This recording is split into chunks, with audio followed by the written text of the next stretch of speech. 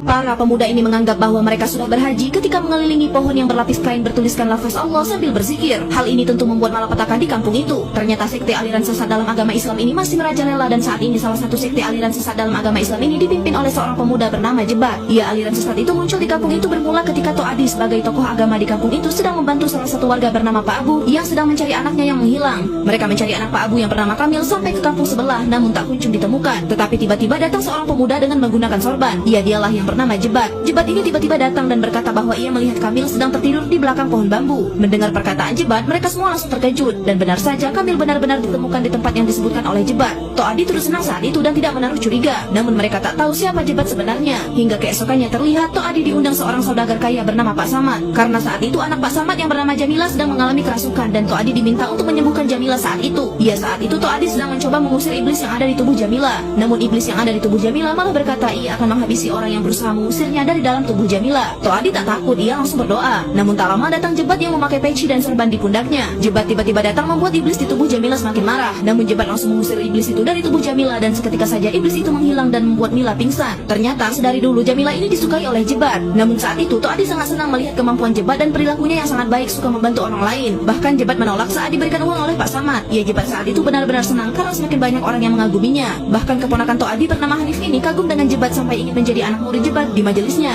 Jebat saat itu menjadi perbincangan di kampung itu. Benar saja terlihat Tok Adi, Ma'rus, Yunus, dan Hanif sedang berbincang tentang Jebat yang sangat baik. Namun mereka tidak ada yang tahu kalau Hanif akan gabung dengan majelis Jebat yang ternyata sesat. Benar saja terlihat malam itu Hanif benar-benar datang dan hadir bergabung dengan majelis Jebat. Mereka memanggil Ustaz Jebat. Mereka saat itu diberikan ceramah tentang keislaman, dan ternyata keempat pemuda termasuk Hanif diajak Jebat untuk hadir di majelis Jebat malam Jumat pekan depan untuk melakukan amalan yang bisa menaikkan derajat keislaman mereka. Dan Jebat akan memilih satu di antara mereka siapa yang terbaik dan akan diwarisi ilmu oleh Jebat dan menjadi tangan kanan Jebat. Mereka sangat antusias saat itu ingin mengikuti ritual ustaz sesat yang mereka belum sadari. Wah, gimana kelanjutannya?